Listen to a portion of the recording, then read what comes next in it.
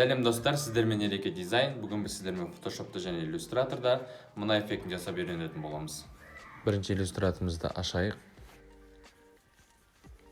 Иллюстратор ашылғасын өзіміздің керек көлемде файл ашып аламыз. Жаңа файл 1080-ді 1080. Артық фонын ауыстыру үшін біз мынаны басып 4 бір сызамыз. Көлемі 1080-ді 1080. Окейді басамыз. V-ні басып ортасына әкеліп алайық. Ортасына әкеліп, сыртқы линиясын өшіреміз. Мынаған басып, 2 рет бассаңыз, сізде түс ауысатын болады. Түсін сәл сұрға қойық. Окей. Келесі бізде форма керек болады. Ол форманы мен өзімнің логотипімді алатын боламын үлгі ретінде. Сіз өзіңізге керек болған форманы алсаңыз болады. Мен мысалы мынаны Ctrl-C арқылы көшіріп, ашылған файлға барып, Ctrl-V-ді басып ортасына қоямын. Түсін сәл қанықтау қоңыр сұр түске алып қоямын көріну үшін. Ортасына қойайық файлымыздың.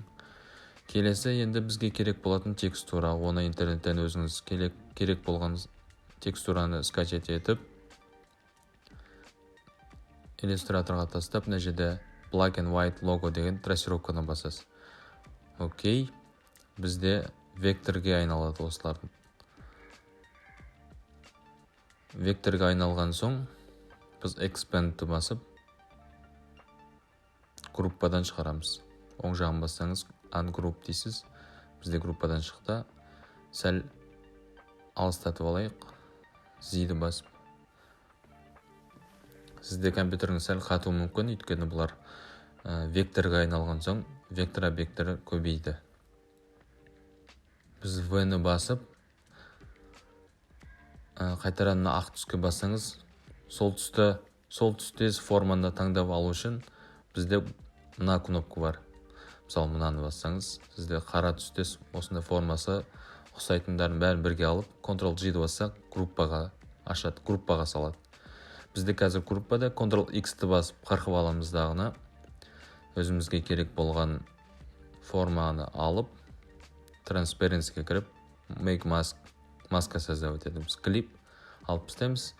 Және де мынаған басып Ctrl-V-ді бассаңыз, сізде жаңаға қырқып алған текстура түсетін болады. Формасын, көлемін қалаған жеріңізге өзіңіз қойып, мынаған қайтадан басасыз. Маскадан шығады сонда. Қазір объектіні ары-бері жылжытуға болады, және де бетінде уже керек болған бізге текстура тұр. Осындай жолмен сіз иллюстраторда осы эффектін жасай аласыз. Түсін ауыстыруыңыз керек болса, сіз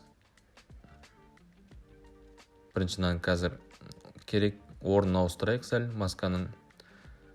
Қайтадан басуды ұмытпаңыз, өйткені сізде маскадан шықпай қалады. Түсін ауыстыруыңыз керек болса, егер артық фонын түсін ауыстыруыңыз керек болса, сізде мынаны таңдап алып, мына жердегі 2 рет бассаңыз, түсін қалаған түсіңізге қоя аласыз. Сәл мынаны да қанықтау аққа қойсақ, мысалы қазір.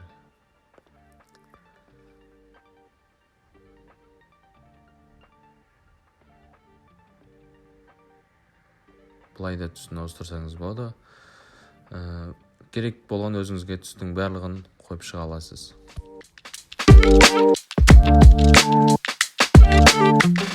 Photoshop'та істеу үшін тура сондай көлемде файл создавать етіп алайық. Бірінші файлды ашайық.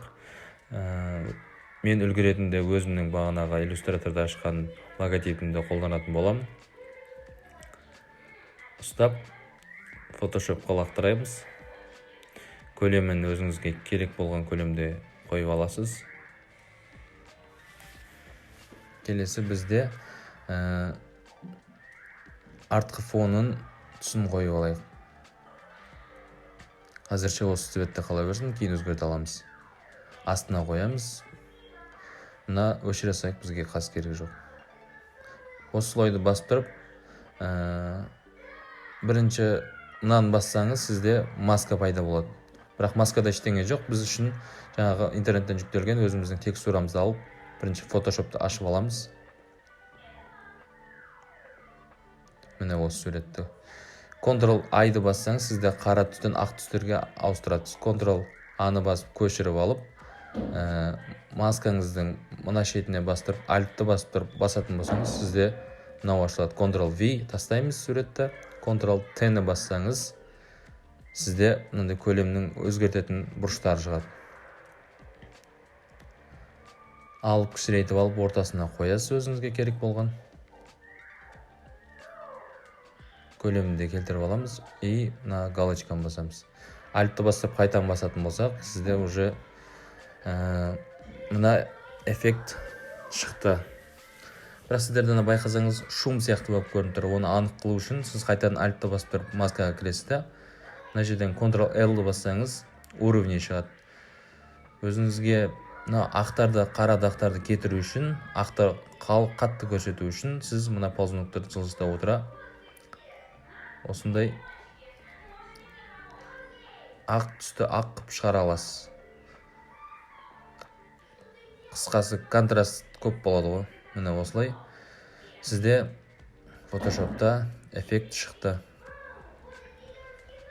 Цветін ауыстыру үшін осыған 2 рет басамыз слойға и color overlay. Мына жердегі сіз сурет түске нені басып, түсін ауыстыра аласыздар өзіңізге керек болған түсте. Мысалы, біз осы көкке қалдырайық, және фонды ауыстыру үшін мынаған 2 рет бассаңыз, сізде түстер шығатын болады. Өзіңізге керек болған түсті қойып, осылай фотошопта эффектіні шығара аласыздар. Достар, егер видео пайдалы болса, қолдауларыңызды лайк ретінде білдірсеңіздер болады. Көп рахмет. Келесі видеода жолыққанша сау болыңыздар.